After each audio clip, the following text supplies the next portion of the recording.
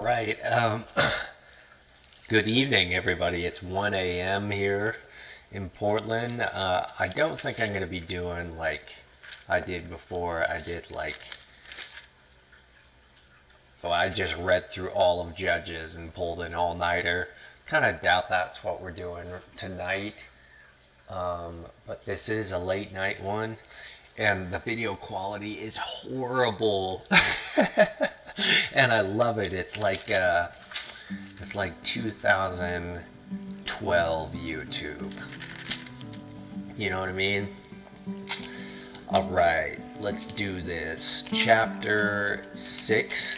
So we already know that David has been established now with all of the ugliness of the thing. Abner has been murdered. Ishbosheth has been murdered. Saul has died in battle. Jonathan has died in battle. Just heavy stuff. And this is chapter 6 now. Have I forgotten anything? So David did. Yeah, and they just had a huge victory over the Philistines. For the first time with David in charge of everybody.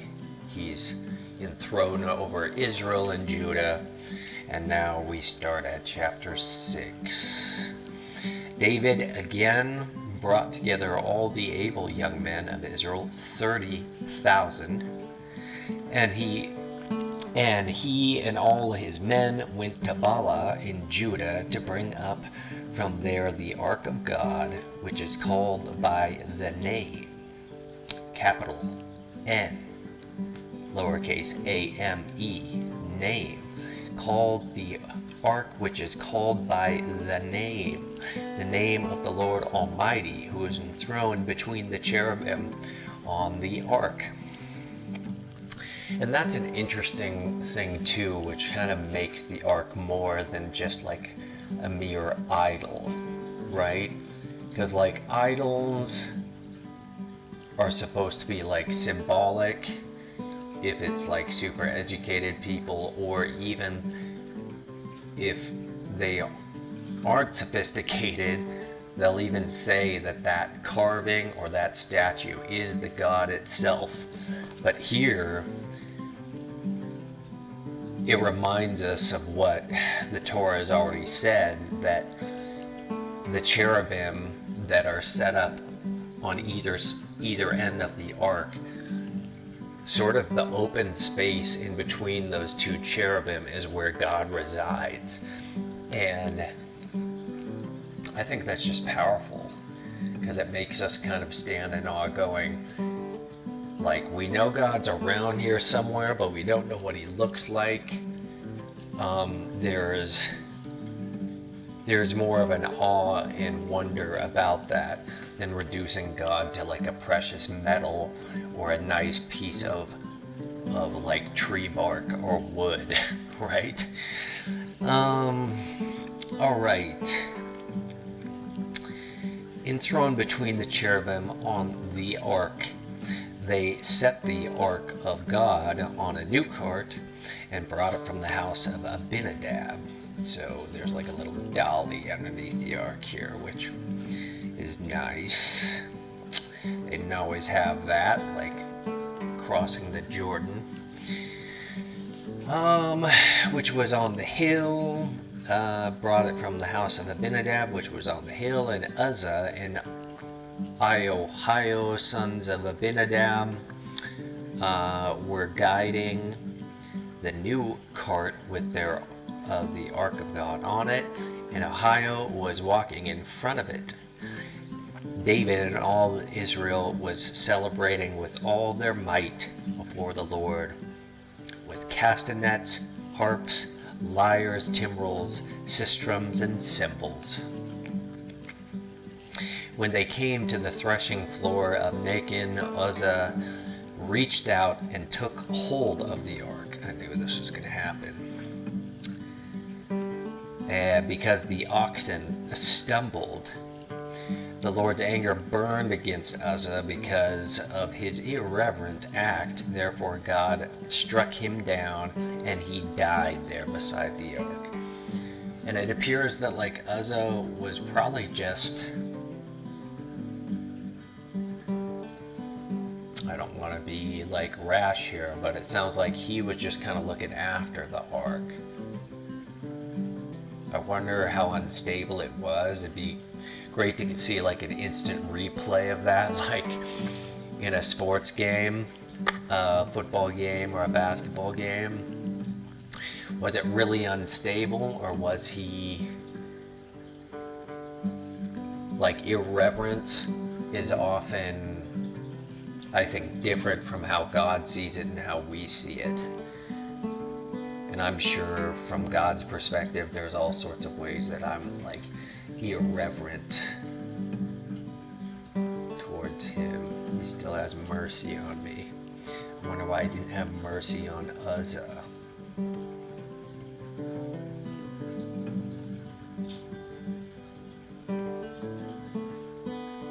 Therefore God struck him down, and he died there beside the ark. And then David was angry because the Lord's wrath had broken out against Uzzah. And to this day the place is called Perez Uzzah. So David's angry. I'm not the only one who's a little bit disturbed by that. David was afraid of the Lord that day and said, "How can the ark of the Lord ever come to me?" He was not willing to take the ark of the Lord to be with him on the city of David. Instead, he took it to the house of Obed Edom the Gittite.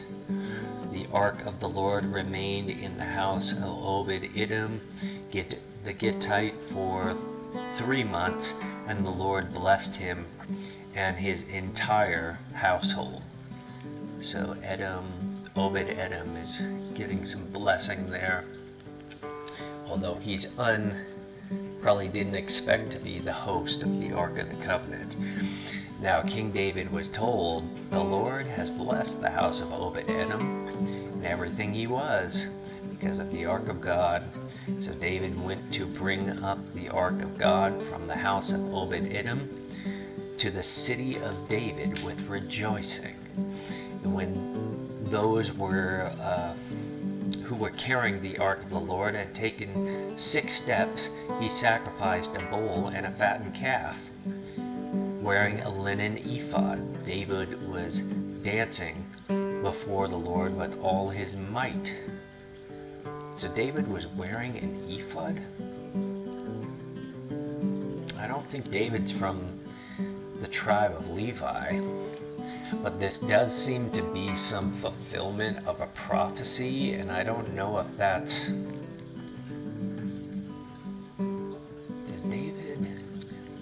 Does David prophesy? I don't know if David ever prophesies. So, if he never prophesies, that means he kind of fulfilled priest and king. And then Saul, he prophesies and is king, which would make him prophet and king, but he never becomes a priest. And so,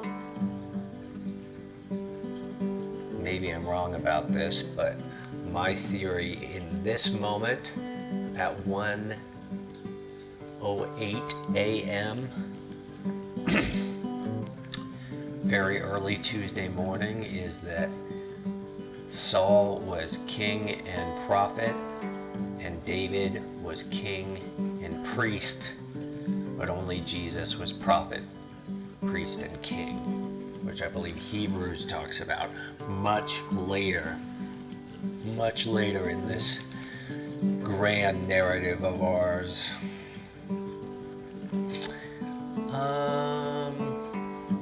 Okay.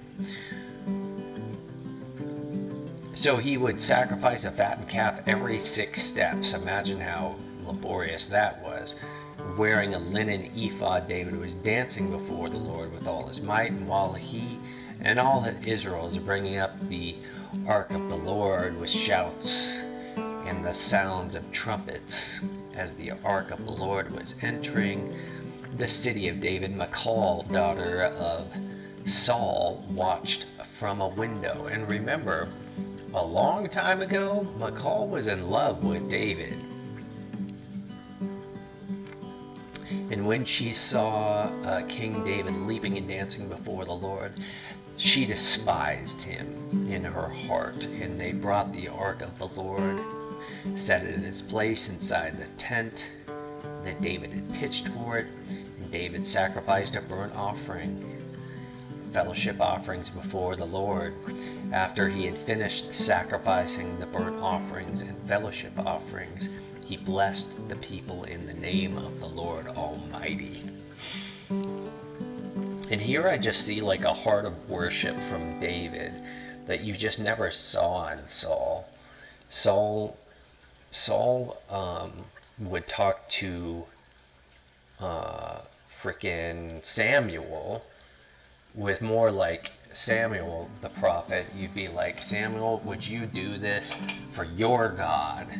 You know, let's worship your God with in front of the people. But it never sounded personal to Saul, where here, obviously David is worshiping Yahweh as his God.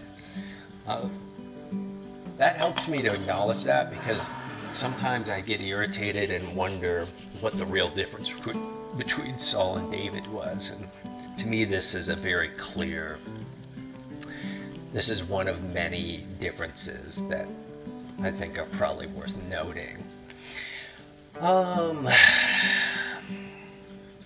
So Michal despised David in her heart. They brought the ark of the Lord and set it in its place inside the tent that David had pitched for it, and David sacrificed a burnt offering again, fellowship offerings before the Lord. And after he had finished sacrificing the burnt offerings and fellowship offerings, he blessed the people in the name of the Lord Almighty. Then he gave a loaf of bread, a cake of dates, and a cake of raisins to each person in the whole crowd of the Israelites, both men and women. And all the people went to their homes. Wow, so generous. He's feeding crowds. What does that sound like? When David returned home, who does that sound like, I should say? When David returned home to bless his household, Michal, daughter of Saul, came out to meet him. And this reminds me of a proverb that says it's better to live on the corner of a rooftop than in the house of a nagging woman. And here comes Michal, the nag, unfortunately. How the king of Israel has distinguished himself today, going around half naked in full view of the slave girls of his servants, as any vulgar fellow would. David said to Michal, "It was before the Lord who chose me rather than your father or anyone from his household when he appointed me ruler over the Lord's people Israel. I will celebrate before the Lord. I will become even more undignified than this, and I will be humiliated in my own eyes. But these slave girls you spoke of, I will be held in honor." And Michal, daughter of Saul, had no children to the day of her death. Oh, yeah, all right. We're just going to keep moving. Chapter 7. After the king was settled in his palace, and the Lord had given him the rest from his enemies around him, he said to Nathan the prophet, and this is the first mention I hear of Nathan. Yeah, it's interesting how like Samuel was one that we knew since he was young. Like we even knew Samuel's mother, but here we don't really get a lot of backstory on Nathan. Nathan replied to the king, "Whatever you have in mind, go ahead and do it, for the Lord is with you." That night, the word of the Lord came to Nathan, saying, "Go and tell my servant David." I'm sorry. I forgot verse 2. It says, he said to Nathan the prophet, here I am, living in a house of cedar, while the ark of God remains in a tent. That's David's heart, right? Like, I'm being hypocritical. The Lord's ark is in a tent while I'm living in this palace, like. And Nathan assures him that he can do what he wants. Kind of speaks a little out of turn, but you can understand why Nathan would say that. And then Nathan gets a word that night from God. God says, go and tell my servant David, this is what the Lord says, are you the one to build me a house to dwell in?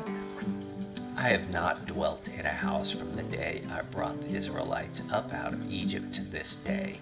I have been moving from place to place with a tent as my dwelling. And we're going to read about Solomon actually building a temple for God, and that's actually one of Solomon's greatest moments, not just because he finished this temple for the Lord, but because of what Solomon says in there. Little cheat into the future, like a little peek into the future for you. Man, it's just beautiful poetry and prayer and dedication that Solomon says in that moment. I don't think I'm going to spoil it. I'm just going to let us get there eventually. So God's like, I've been dwelling in a tent ever since I delivered the Israelites out of Egypt. I've been moving from place to place with the tent as my dwelling. Wherever I have moved with all the Israelites, did I ever say to any of their rulers whom I commanded to shepherd my people Israel, why have you not built me a house of cedar? And I think that also kind of goes hand in glove with what we said about the cherubim above the ark, and that if you can imagine my hands as the cherubim and here are the wings, like this area right here in between the cherubim was the place of God's presence. And that goes sort of hand in glove with a tent, right? Like a tent is a mobile thing.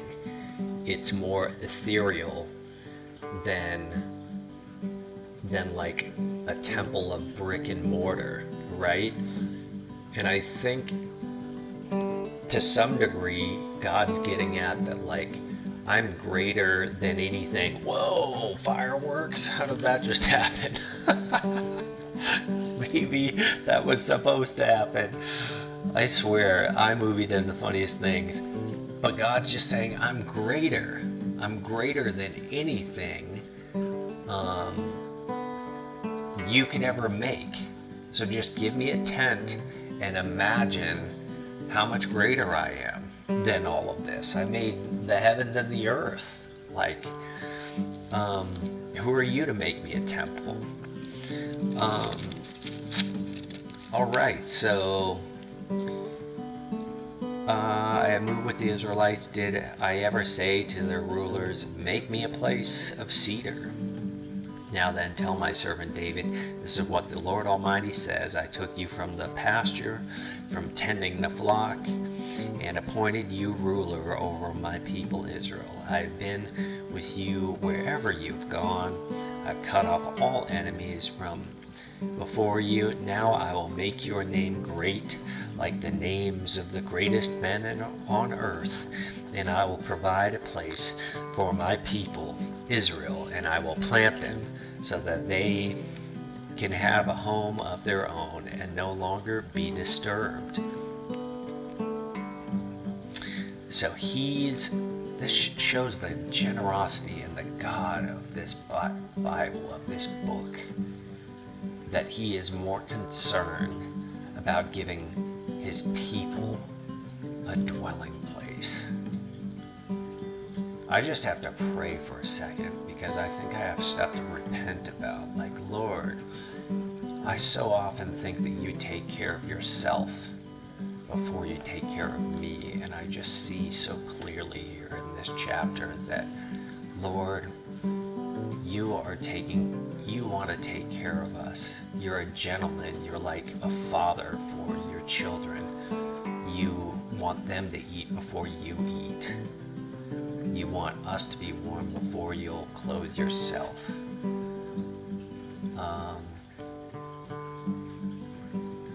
I'm sorry for not believing your character more. And I thank you for this chapter, Lord.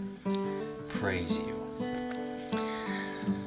All right. I have been with you wherever you have gone. I have cut off all your enemies from before you. Now I will make your name great like the name of the greatest men on earth. And I will provide a place for my people Israel, and I will plant them so that they can have a home of their own and no longer be disturbed. Wicked people will not oppress them anymore as they did at the beginning, and I have done ever since the time I appointed leaders over my people Israel. I will also give you rest from all your enemies. And here we see like why people look at David's rule as the good old days, right? Like, no wonder. What a promise to David, right? The Lord declares to you that the Lord himself will establish a house for you. When your days are over and you rest with your ancestors, I will raise up your offspring to succeed you, your own flesh and blood. And this is where this theological and hermeneutical idea of already and not yet comes in really hard, because some people will interpret this and go, yeah, he's talking about his seed, David's seed, being Solomon, right? And others will say, no, he's talking about Jesus. And both are right. Lots of theologians will say both are right. That God is talking about Solomon, but he's also talking about Jesus. He's talking about already, like it's going to be your son. And it's not just going to be your immediate son, but it's going to be your son, like all the way to Jesus himself. An inheritance. And remember, like, this goes back to like the book of Ruth, right? With Ruth and I'm thinking Obed. Why am I forgetting Ruth? I feel so silly right now. It's probably because it's late. I'm going to say it's because it's late. Boaz, Boaz, and what is it? Here, since we're here, we might as well just go through it. It's a very short genealogy.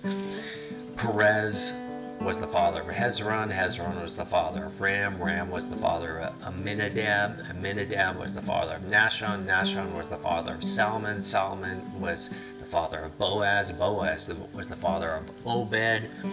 Obed was the father of Jesse, and Jesse was the father of David. Then it's referring here in chapter 7 that David's son is going to bring in this age of glory for Israel. And I think both are correct ways to see it, that it's going to be Solomon who brings in a new era of glory, unparalleled, and then of course Jesus himself. And there's like two ages for Jesus, right? There's the Gospels that we all know of, but then there's Revelation, which will be the coming of the King, of our King Jesus. So there's even an already and not yet that we have to look forward to, and a not yet that we have not yet tasted.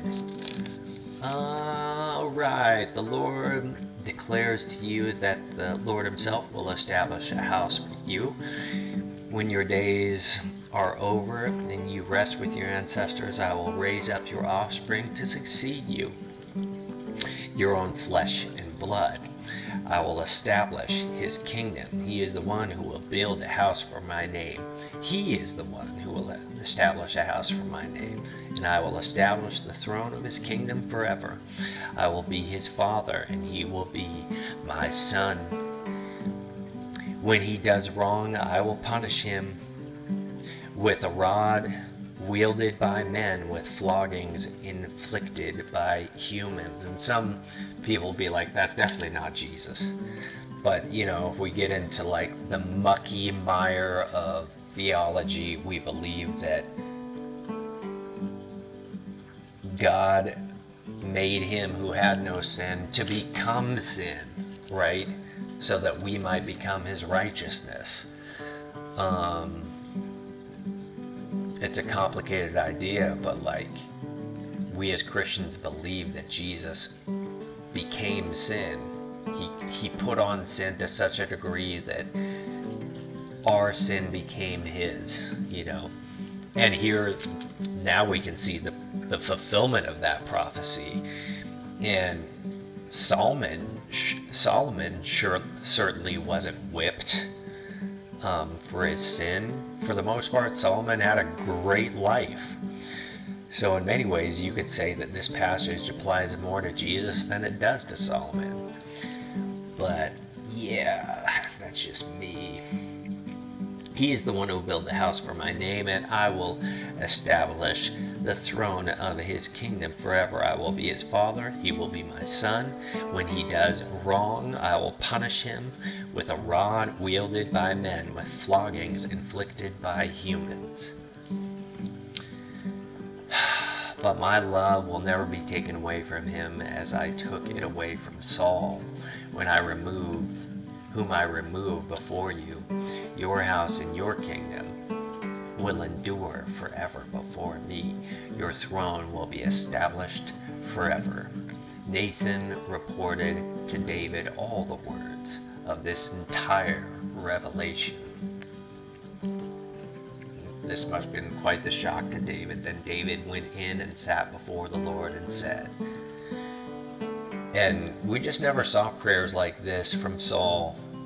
Like, so much genuine feeling towards Yahweh from David.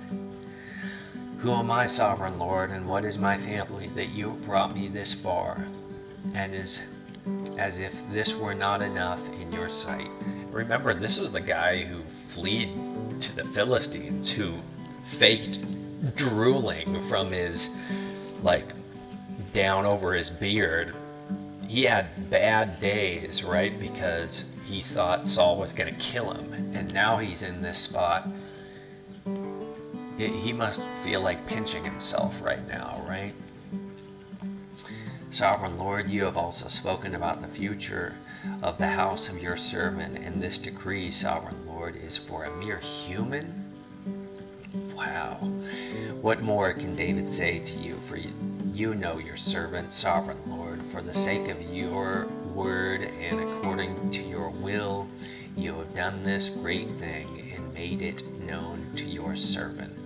How great you are, Sovereign Lord. There is no one like you. There is no God but you, as we have heard with our own ears, and who is like your people Israel, the one nation on earth that God went out to redeem as a people for himself, and to make a name for himself, and to perform great and awesome wonders by driving out nations and their gods from before your people, whom you redeemed from Egypt. You have established your people of Israel as your very own forever, and you, Lord, have become their God. And now, Lord, keep forever the promise you made concerning your servant in this house. Do as you have promised, so that your name will be great forever. Then people will say, the Lord Almighty is God over Israel, and the house of your servant David will be established in your sight. Lord Almighty, God of Israel, you have revealed this to your servant, saying, I will build a house for you. So your servant has found courage to pray this prayer to you. Sovereign Lord, you are God. Your covenant is trustworthy, and you have promised these good things to your servant. Now be pleased to bless the house of your servant, that it may continue forever in your sight. For you, Sovereign Lord, have spoken. With your blessing, the house of your servant will be blessed forever. So much humility from David there. Chapter 8. In the course of time, David defeated the Philistines and subdued them, and he took Mephibosheth from the control of the Philistines. David also defeated the Moabites. He made them lie down on the ground and measured them off with a length of a cord. Every 2 lengths of them were put to death, and the 3rd length was allowed to live. Wow. My Lord. So the Moabites became subject to David and brought him tribute. Moreover, David defeated Hadadezer, son of Rehob, king of Zobah.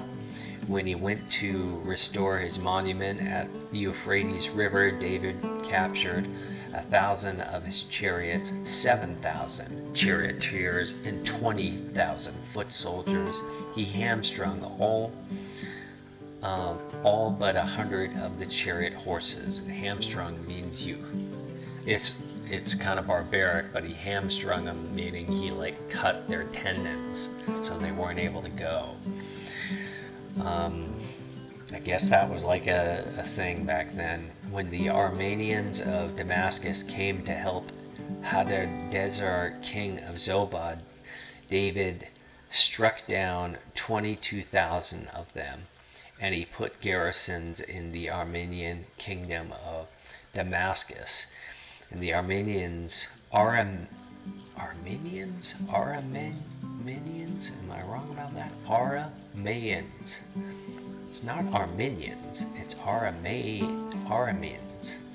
Became subject to him and brought tribute. The Lord gave David victory wherever he went. And David took the gold shields that belonged to the officers of Hadadezer and brought them to Jerusalem.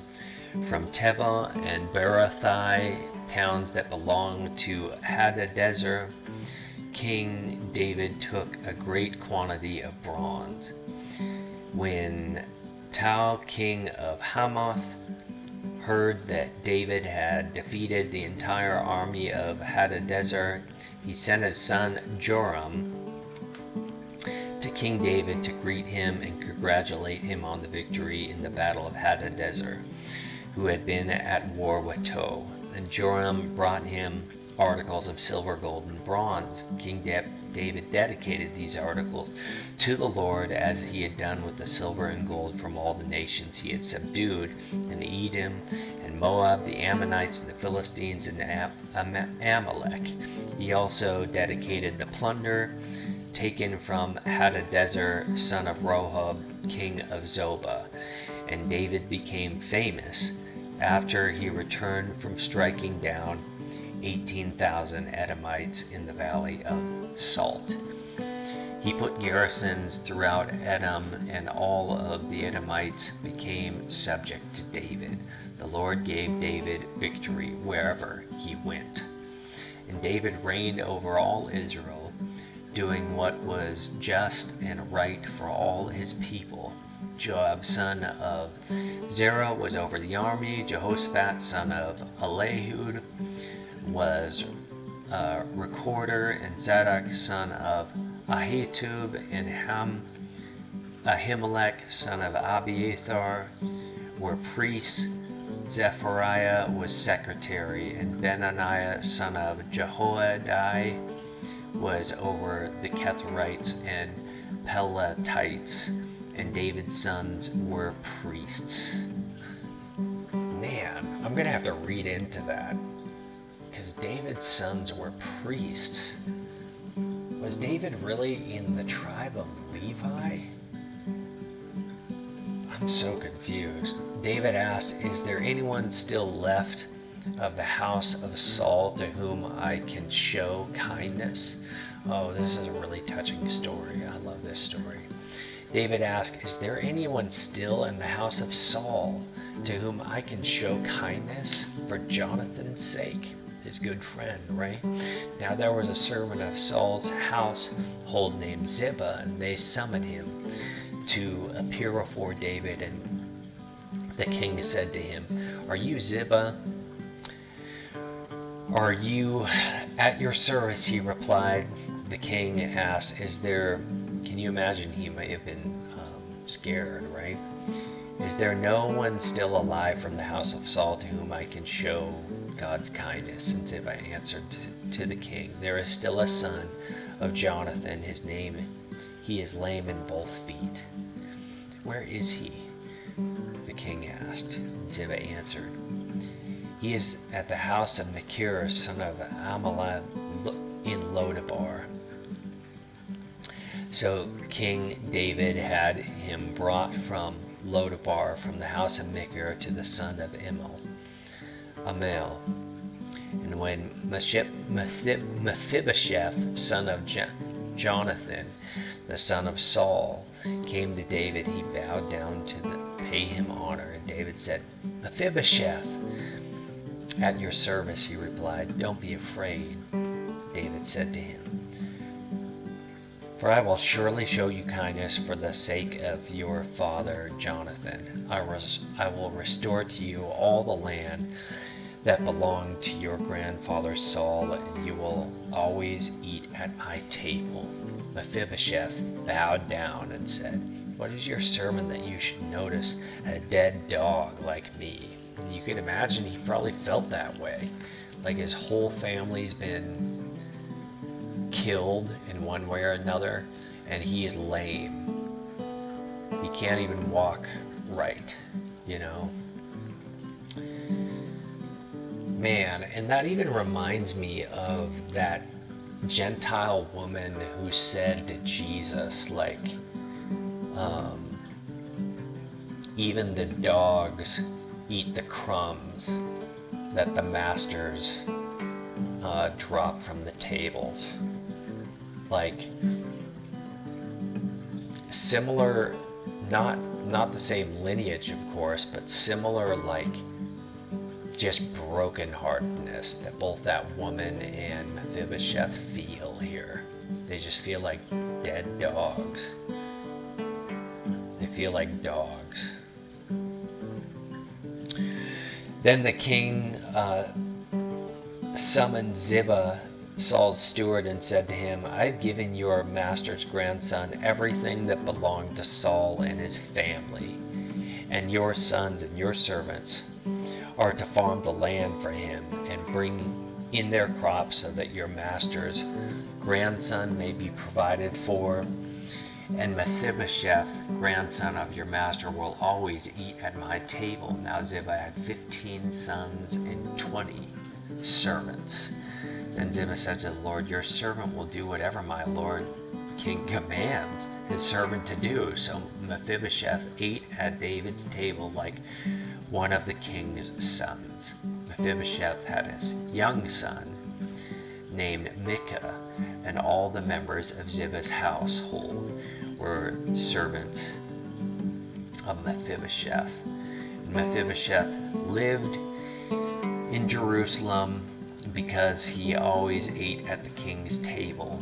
He was lame in both feet. And that sounds also like Jesus, doesn't it? It sounds like this is a man that has appreciation for the brokenhearted and even for the lame. He wasn't able to heal Mephibosheth, but he was able to give Mephibosheth dignity that a royal deserved. Like, that's so touching. That's so touching. What a great chapter for me to end on. But we're going to read one more, and then we'll call it a night. This is chapter 10. David defeats the Ammonites in the course of time.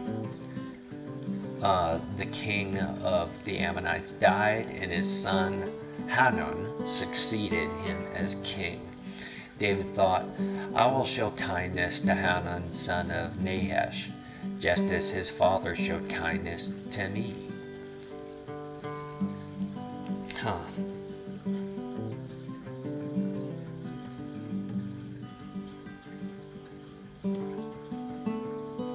Interesting.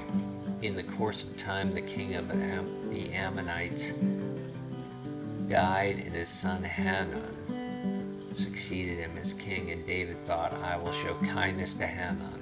So he wants to show kindness to Hanun, this new heir of the Ammonites, just as his father showed kindness to me. So David sent a delegation to express his sympathy to Hanun concerning his father. And when David's men came to the land of the Ammonites, the Ammonite commander said to Hanun, their lord, do you think David is honoring your father by sending envoys to you to express sympathy? Hasn't David sent them to you only to explore the city and spy it out and overthrow it? So Hanun seized David's envoys, shaved off his head, or shaved off half of each man's beard, cut off their garments at the buttocks, and sent them away. So this isn't going to go well. When David was told about this, he sent messengers to meet the men, for they were greatly humiliated. And the king said, stay in Jericho till your beards have grown, and then come back. When the Ammonites realized that they had become obnoxious to David, well, what do you think? Work with me, people. They hired 20,000 Aramean foot soldiers from Beth Rahab and Zobah, as well as the king of Makkah, with 1,000 men, and also 12,000 men from Tob. On hearing this, David sent Joab out with the entire army of fighting men. So now like a whole war has started. The Ammonites came out and drew up in battle formation at the entrance of the city gate. With the Arameans, Zobah and Rahab, and the men of Tob and Makkah were by themselves in the open country. And this, this just peeves me, and this kind of shows that like nothing has changed, because we still have idiotic wars to this day that are started pretty much on the altar of hubris of rulers all over the world. It's like they have no consideration of the men that have to go and die in these battles. It's all about their pride. And it's happening right here in ancient times, and it happens today, thousands of years later. I just had to say that.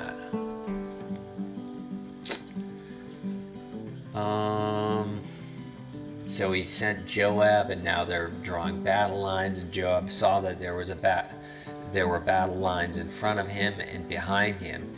So he selected some of the best troops in Israel and deployed them against the Arameans. He put the rest of the men under the command of Abishai, his brother, and deployed them against the Ammonites. And Joab said, if the Arameans are too strong for me, then you are to come back to my rescue. But if the Ammonites are too strong for you, then I will come to your rescue. What if they're both too strong for you? Be strong and let us fight bravely for our people in the cities of God. The Lord will do what is good in his sight. That's like the best I've heard Joab talk. Then Joab and the troops with him advanced to fight the Arameans, and they fled before them. It's interesting that I don't see David fighting here with Joab. And is that connected to like his fear earlier where he said that Joab was too strong for him? I don't know. When the Ammonites realized that the Arameans were fleeing, they fled before Abishai and went inside the city. So Joab returned from fighting the Ammonites and came to Jerusalem. After the Arameans saw that they had been routed by Israel, they regrouped.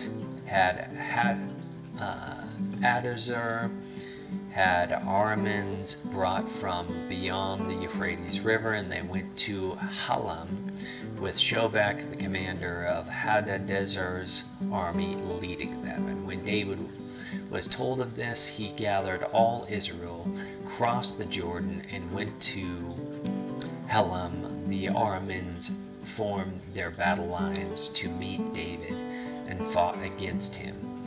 But they fled before Israel, and David killed 700 of their charioteers and 40,000 of their foot soldiers.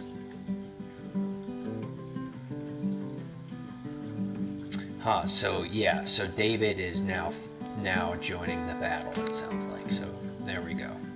That's good. The Arameans formed these battle lines and met David and fought against them, but they fled before Israel, and David killed 700 of the charioteers and 40,000 of their foot soldiers. And he also struck down Shobek, the commander of their army, and he died there. When all the kings who were vassals of Hadadezer saw that they had been routed by Israel, they made peace with the Israelites and became subject to them. So the Arameans were afraid to help the Ammonites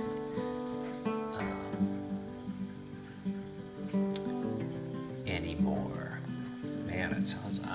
I'm amazed that either one of them were well enough to even think about that. But it's noted here that they were afraid. And I would have just assumed that, but there it is. They're afraid of Israel now. And I think the advice there is, if a good king sends you condolences, it's probably a good idea to just accept it, right? And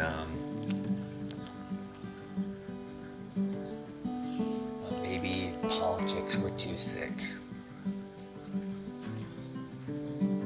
But I think David's reputation of just being like a merciful and a gracious person would have been something an astute king would have known about. So that's how I'm going to end that thought. Oh, it's almost 2 o'clock. We've almost been reading for an hour. It's going to be cut off at about 48 minutes. So we're going to also, so far we've gone through the ark being brought back to Jerusalem, David wanting to build a temple for God, God reassuring David that that is not necessary, nor will it be something he does, but that one of his sons will build a temple and will be sort of the apex of David's lineage. And we also talked about how that is going to be Solomon, but it is also going to be Jesus. And that this seed will even be flogged, which sounds like Jesus. And then David takes care of Mephibosheth, who is this broken-hearted son of his best friend Jonathan. Mephibosheth is broken-hearted and lame, and David's heart goes out to him, and he treats Mephibosheth like a king, which I just think is beautiful, and we're going to focus on that in our prayer as we close. So, Lord, thank you that David reflected you in so many ways, and he dignified a lame man who felt totally forgotten.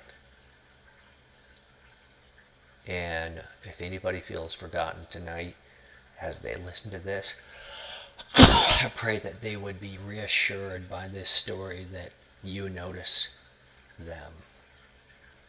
You notice us. Lord, thank you that you notice me and my brokenness. Worship you, Lord. Worship you. In your name, amen. Love you guys.